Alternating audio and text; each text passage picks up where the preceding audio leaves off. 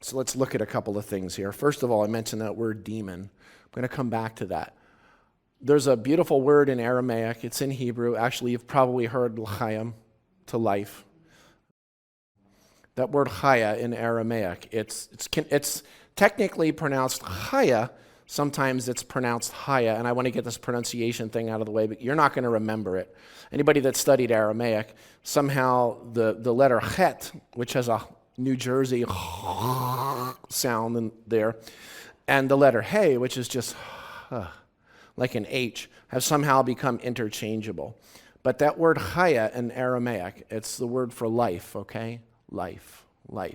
Yeshua said, I come to give you chaya. What he actually said in Aramaic, that's written down on the page, is I come to give you chaya and give it abundantly. I come to give you life.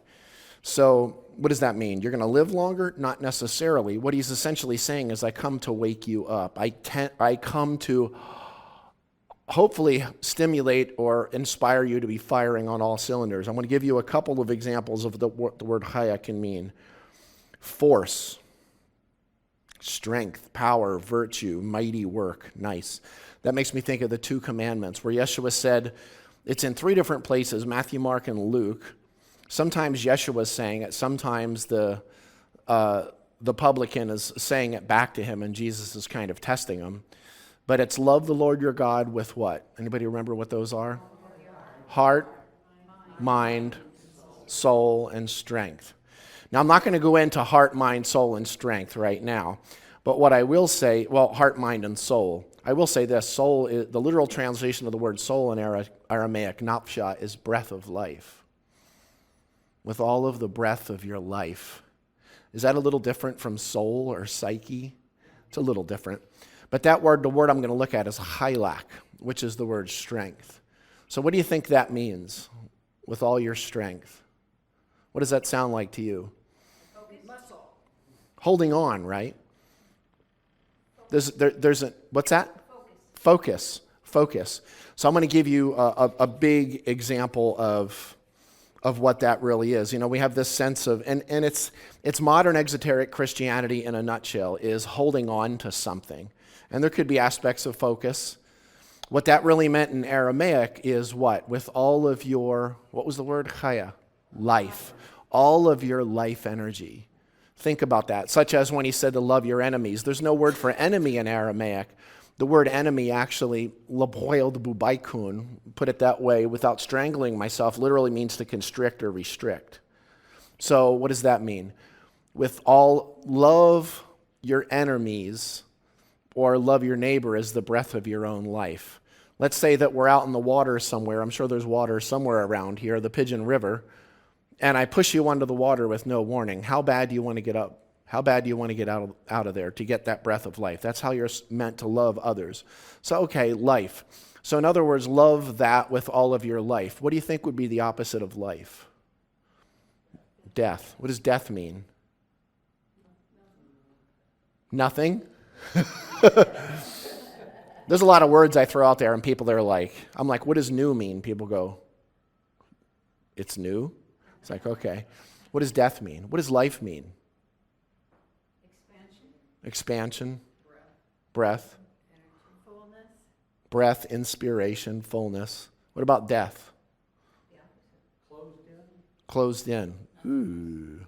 Nothingness. Lack of life. Anybody know why the Dead Sea is dead? It's not because of the salt. It has no outlet. It can't flow out. It's not flowing. It's all self-contained within itself, which is where the salt comes from, because everything dies in it. And actually, what is it? There's this the Dead Sea, and what's the other one? They're trying to start feeding them together, and they're worried because the color might change in the 2 bodies of water because of the chemical composition is so they're afraid it might turn red. Is it the Red Sea and the Dead Sea? So they're freaking out now, like, oh my God, what if the Dead Sea turns red? Then that really makes it gruesome. And so they're interesting, like scientific stuff. All right, so here, demon. Let me give you an example of the word demon.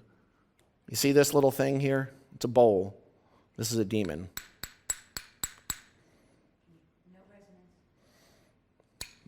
It's not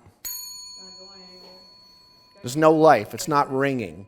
So, as a matter of fact, in Mark chapter 16, which is not in not in all Bibles, a lot of Bibles end at chapter 15. Shh. You're not supposed to notice stuff like that. Some of them go up to chapter 21. Some end at 15. But in chapter 16, is it 16:9, I believe? There's a reference to Yeshua making an appearance to Mariam Magdalita, Mary Magdalene, out of whom he did what? Cast out 7 demons.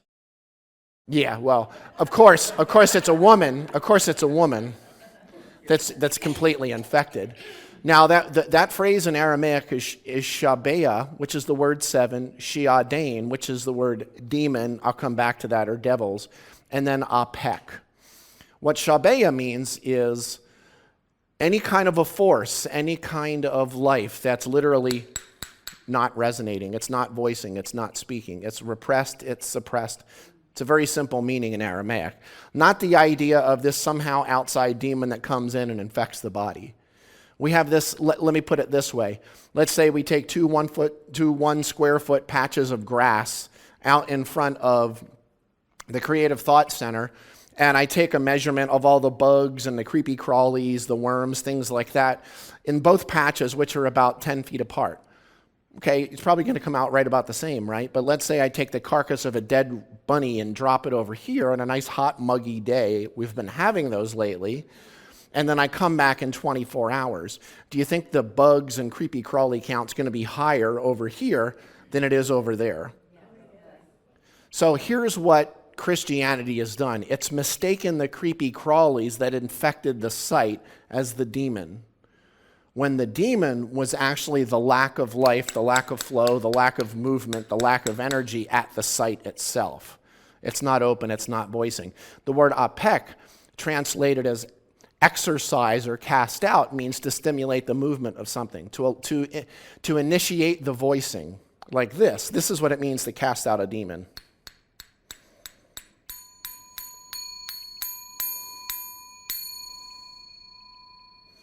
And there happens to be 7. Everybody's seen the 7 deadly sins, vices, gluttony, etc. You know how many were made up? All of them.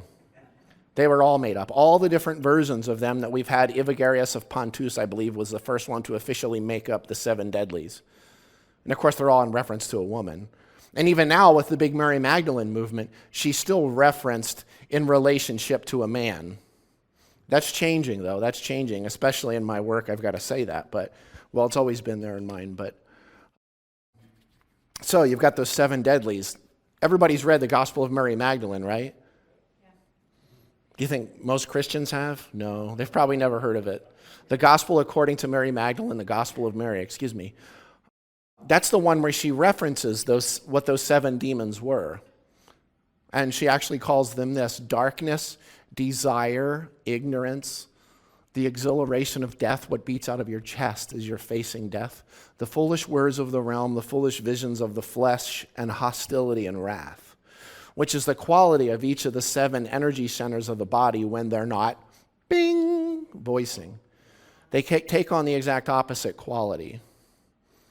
Think about that, kind of like the Dead Sea, or like little eddies, whirlpools. When you're going, you see this beautiful flow of water here in the mountains, and you find places where it gets caught up, and there's all these things floating. There's like leaves and all kinds of garbage and gook. So I'm going to read you a little piece here. This is from Matthew, the Gospel of Matthew, Mattai in Aramaic. Now, when an unclean spirit I'm just reading this to you in a sense that you can understand it. When an unclean spirit, that's a demon, goes out from a man, it wanders in places that have no what in them? Water. Have no water in them. That word water sounds like this in Aramaic: maya. Maya. Maya is the word water, mayim, more often in Hebrew, but Maya. Now, Maya is a really amazing word because the first letter, the sound, the letter mem in Aramaic, the original letter looked like this, like ripples of water in Proto-Semitic. And then at the end of it, you have the sound aya. This is what aya means.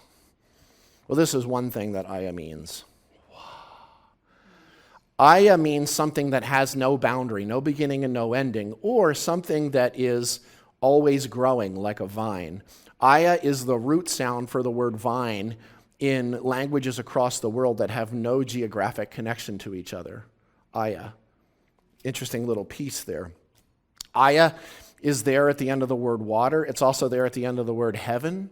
Shemaiah, which is our 8-year-old daughter's name, which is also the word for sky, which is how heaven gets, of course, misinterpreted as sky. We have this idea of heaven in the clouds, but that was Yeshua's way, and not just Yeshua's, it was the culture's way of using something that they thought was limitless. Science tells us the sky is not limitless, though, but it's about as close as we're going to get to being able to imagine it. Try to think of a universe that has no end. Can you do that? It's not possible for your brain. Your brain's a binary system. It thinks this or that, ones and zeros. You can think of a universe that's growing. The only way you can have an experience of something that's limitless is what one would say through meditation, is in those non-dual experiences, meditation, prayer, the birth of a child. You have those transcendent moments in life when you're wide open and you're firing on all cylinders. So let's go forward here. It says, when an unclean spirit goes out from a man, it wanders in places that have no water in them and seeks rest, but does not find it. It's looking for something that's not flowing, something that's dead. And then it can latch on. I call them like spirit barnacles. And those things that come from somewhere else, those spiritual bits, those demons, whatever, those aren't the demons. The demon is that dead energy in you, the energy that's not flowing. And the only reason these things can come in, they're the cleanup crew that shows up to clean up your spirit cooties, as I call them, which is those places inside of yourself where you're not voicing, you're not allowing it to speak. You're repressed, you're suppressed, you're terrified of allowing that out, no matter how spiritual you are, okay? And you might not even be aware of a lot of this.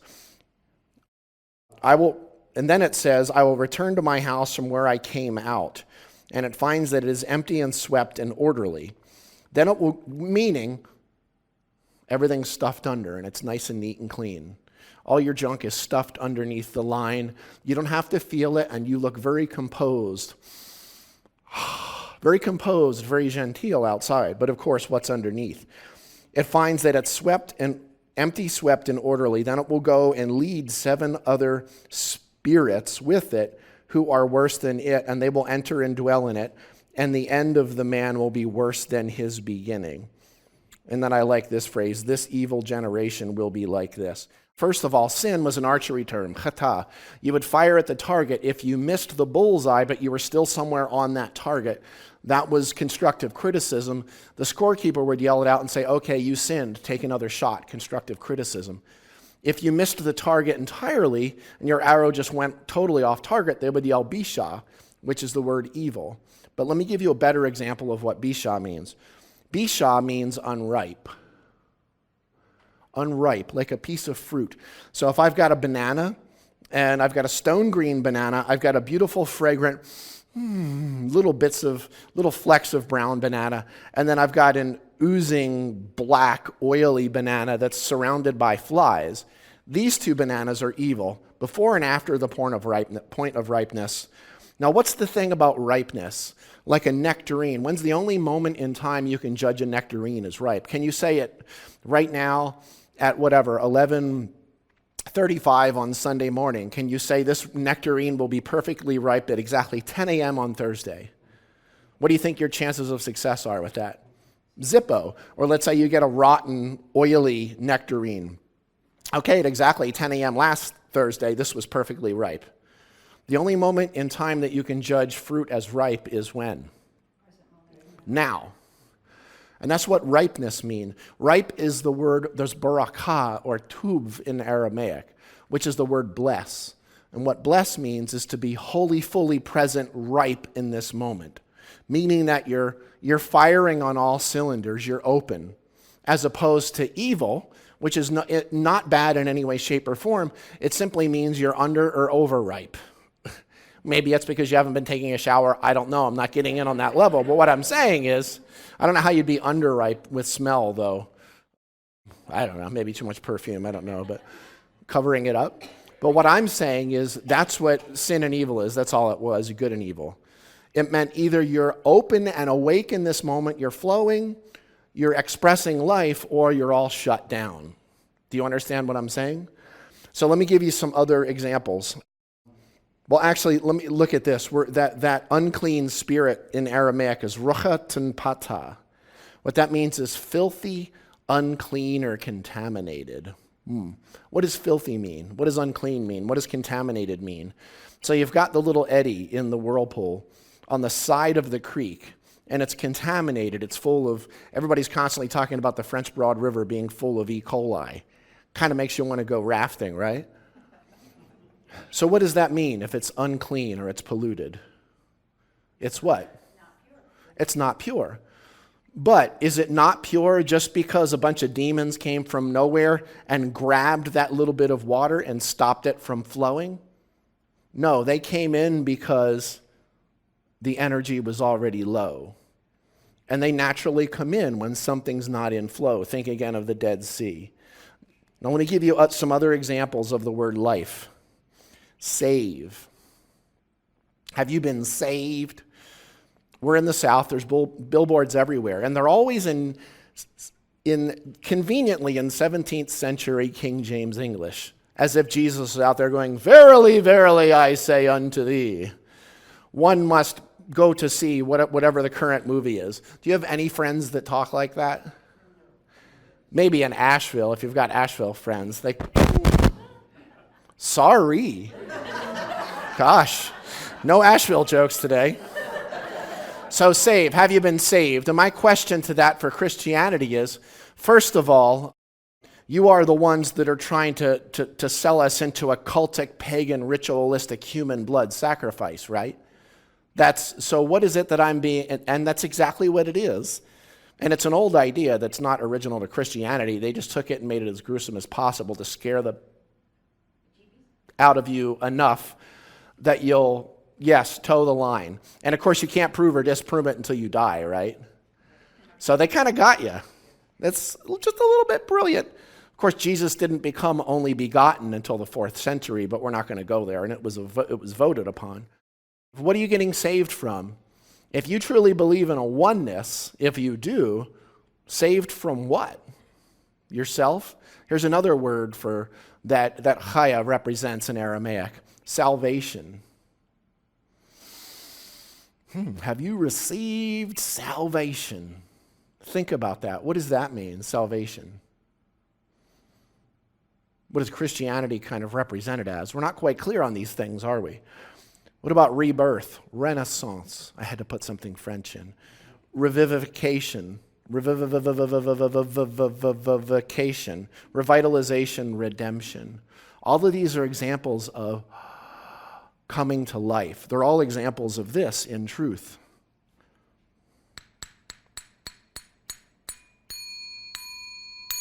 Ringing like a bell. It's why we work with Paradigm, because Paradigm helps you ring like a bell, if that makes sense. You put that on flyers, people are going to be like. So, it's a funny thing, saved. So, Jesus was the only begotten, and if you're saved, if you have salvation, if you have redemption, it's kind of like this. If Jesus was the only begotten in the sense that Christianity purports it, then it's like picking one of these dots and saying that one is more special than the others. Does that make any sense to you? How many lights are there, though? There's just one light. It is projected from that eternal light is projected and refracted through this prism of what we call the manifest universe. Manifest, manus festus in Latin, which means obvious universe. And it has this appearance of like billions of different people walking the earth, but really there's only one. So does it make sense to pick one of those? It's a funny thing, because what was that sound that I was talking about in the beginning, Aya? In John 3:16, one of the most horribly misinterpreted phrases in all of Christianity. It's also the one everything hangs on. For God so loved the world that he gave his only begotten Son, that whosoever shall believeth in him. This is all King James English, by the way. You know how I know he didn't speak King James English? English didn't even exist. That's part of it. Whosoever shall believeth in him shall not perish and die in eternal hellfire, in a hell that didn't exist until Dante created it in his Passion play only 900 years ago in Italian, for God's sakes, but you're not supposed to think about that.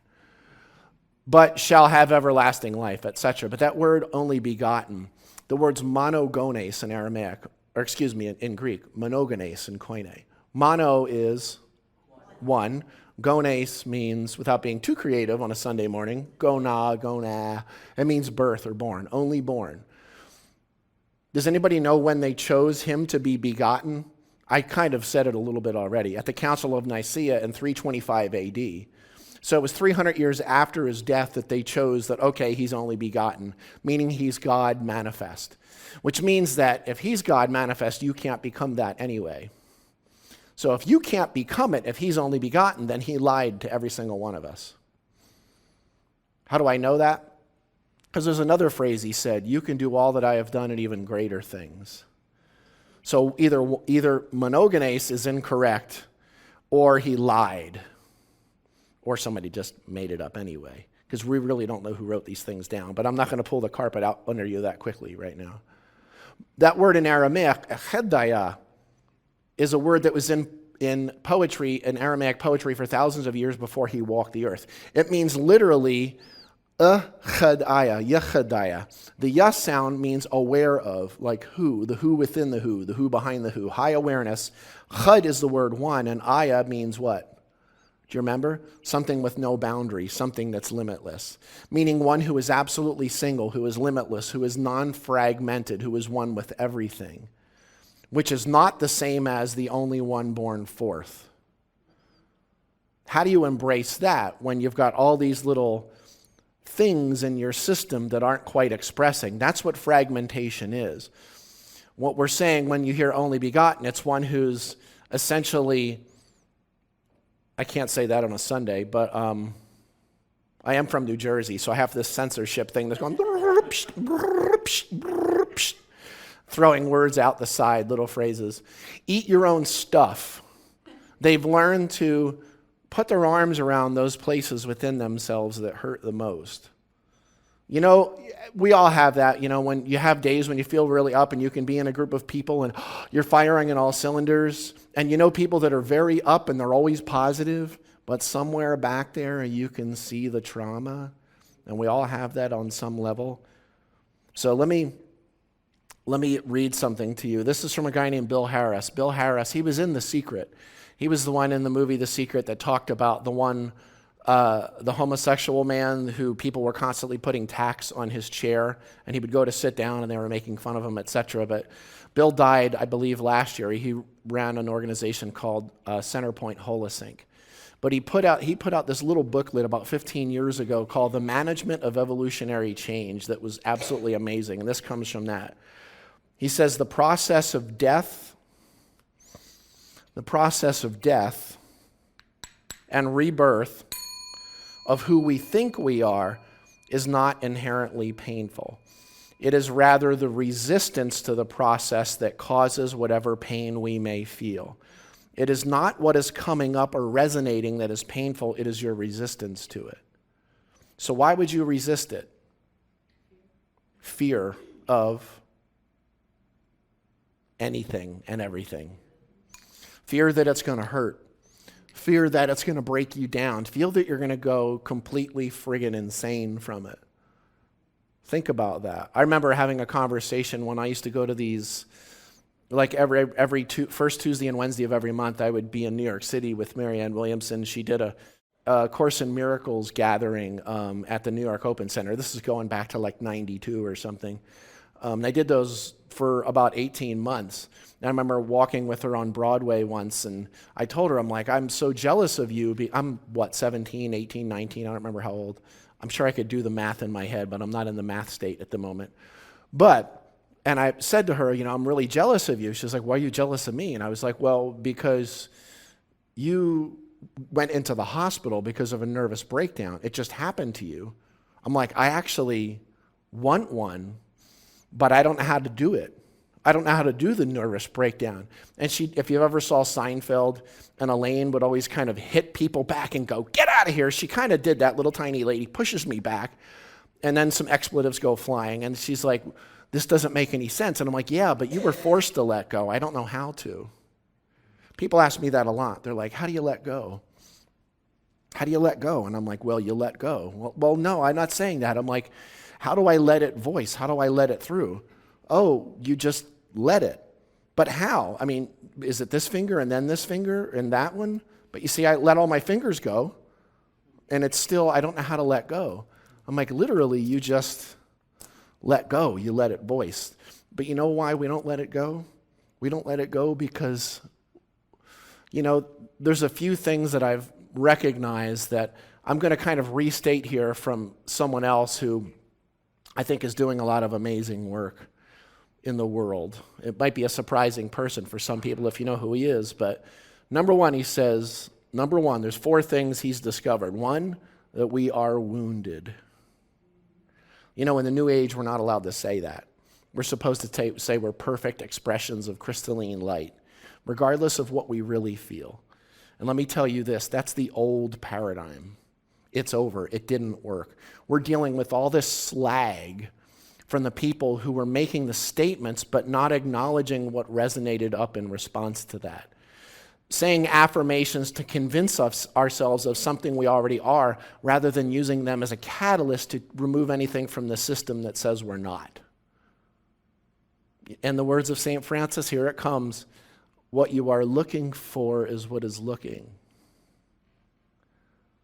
The peace, the presence, the essence, the awareness, the salvation, redemption, prosperity, love, essence of eternal light, whatever phrase you need to say, that's the natural state of your being when you are open, when you're flowing. Number 1, we're wounded. Number 2, we are programmed and indoctrinated.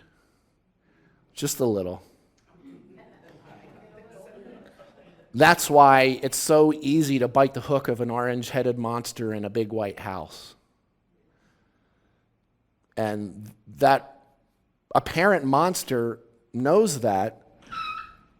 But that being said, it was a great sound. It was good timing, too. It was perfect timing for what I was saying. But what I'm saying is the monster's not outside, not in a big white house, right here. And when you're open and flowing, there's nothing to hook, and that stuff doesn't even grab. It can't hook you. The third thing is this change, which is, that we can change our perspective. We are wounded, we are indoctrinated, programmed, and we can change our perspective. That's nice to know. We're not going to be able to change it if we're constantly surrounding ourselves in a crystalline bubble of beautiful white light, protecting ourselves from something, yet yakking about a oneness.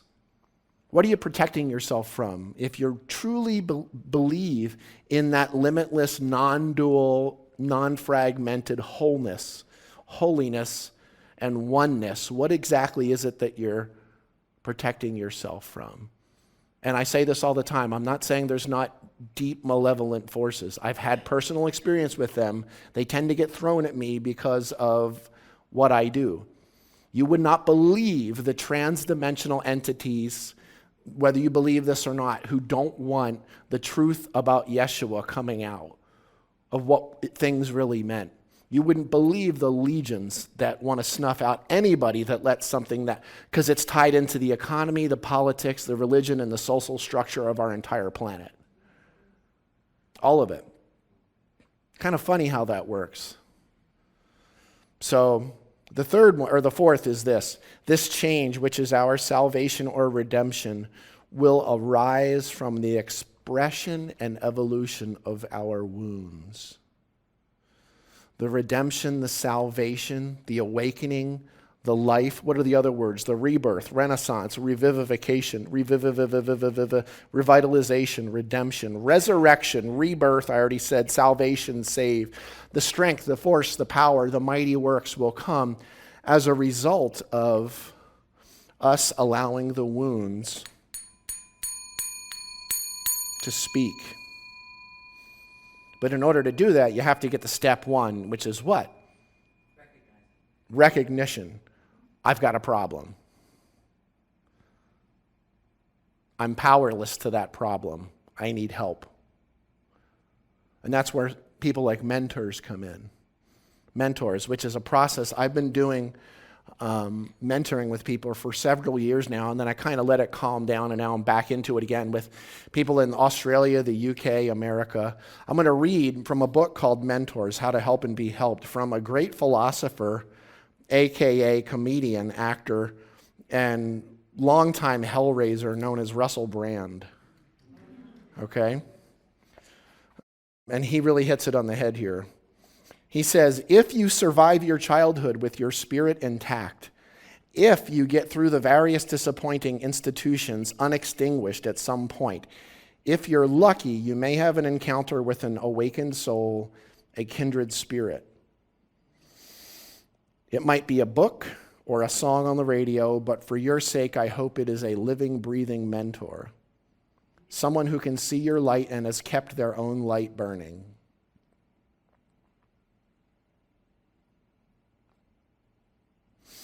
Is everybody breathing?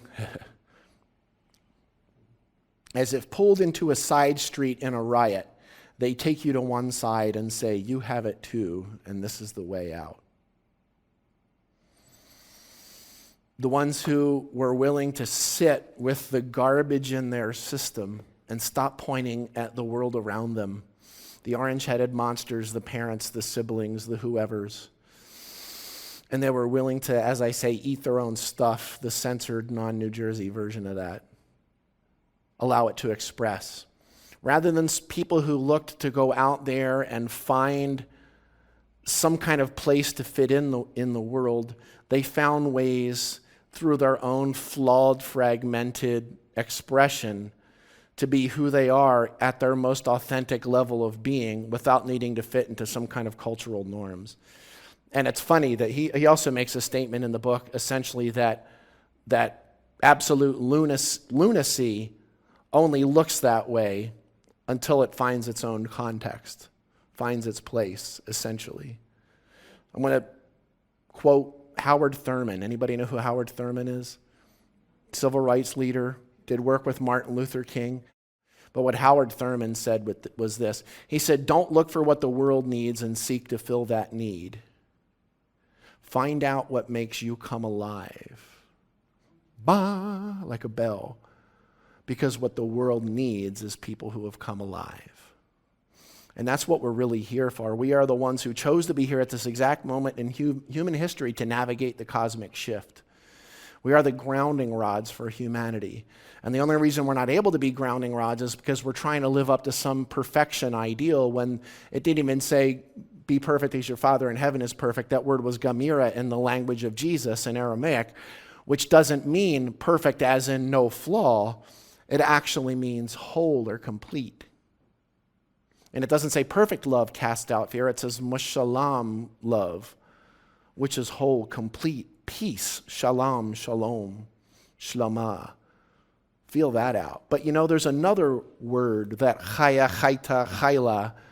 It has another definition in Aramaic too. And it's not just salvation, save, redemption. All these words that he was using one word every time. Somehow Christianity adopted 10 different phrases for one word, 10 different meanings. But there was another word that it meant also. And it sounds like this in English, miracle. Chayla, chayta. Miracle. What's a miracle? Well, A Course in Miracles says a miracle is a radical shift in perception, which is what's that third thing? The change in perspective. Radical shift in perception. It also says it's when an ancient hatred becomes a present love. How do you do that? By allowing yourself to be exactly who you are, by allowing the people around you to be exactly who they are. Because when you allow another person or yourself to be who they are, you allow who they are not to express and fall away.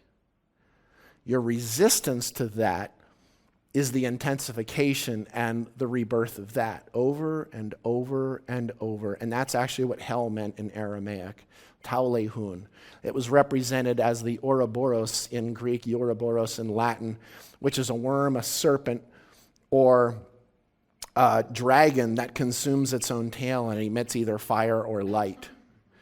It emits fire, feeling like you're burning up in those moments, like you feel like you're out of control, you can't get a handle on things, and the whole world is burning up around you. But all I can say is maybe that's what needs to happen, because when the burning stops, then you realize, wait a second, I was burning because I was resisting now. I was resisting what's happening now. Because you're not unpure, unclean, or contaminated. You never were. You are literally a miracle. The fact that you're alive is a miracle. The fact that we're even talking. The fact that we can look out at the stars. The fact that you can look in a mirror. It's all a miracle. What is the miracle? The miracle's life. How do you explain it? I have no idea. Does it matter if I can? No. Doesn't matter what you think about it. It never mattered what you thought. It only matters how you feel. Feelings don't come from thoughts. Thoughts are the crystallization of the concentration of feeling, which is, what is feeling? You can walk in a room and have lots of feelings without thoughts. Feeling is the sensation of frequency and vibration. So that's what I would like to leave with you is, at least today, if you can remember, see if you can approach life not necessarily trying to be something, not necessarily trying to think your way through it, but just what I call the cosmic question mark, keeping my belly from coming out here, which means to just have this cosmic question mark above and to just move through life as a curious bit of consciousness and just be aware. No judgment, no good or bad. There's nothing good nor bad, but thinking makes it so, Shakespeare said, if he wrote it, who knows. But being aware and being in every situation, realizing that if you feel like you're starting to break down, you don't like the feeling of it, remember that the symptoms of healing are identical to the symptoms of disease, dis-ease. The difference is that in healing, it's expressing back out. If you resist that because it feels bad, it'll go back down again. Just like when you had those energies going in the first place. And what's the key to all of this? How do you allow it to express? Let yourself feel whatever you're feeling and breathe. The meditation this morning was perfect. It was absolutely perfect for it. Be aware of your breath. If you want to understand more about what Yeshua was saying about spirit, take your Bible. You can go to a local hotel and get those little green ones out of the drawer, the Gideon Bibles. They want you to take them. I don't think they want you to go into a room just to steal it, but cross the word spirit out and write the word breath above it. That's much more accurately what he was saying. What's the sign of the living one within you? He was asked in the Gospel of Thomas. He said it is movement and rest. So what I'm saying is keep going. It ain't over yet. We've got a little time before things really clear up. But no matter what happens on the level of the physical, you're okay anyway. I would say let go of the worries about it. You are literally a miracle. There's nothing in you that's wrong, contaminated, has cooties that I'm aware of. So with that, I just want to say namaste, amen, and so it is. Thank you for being open.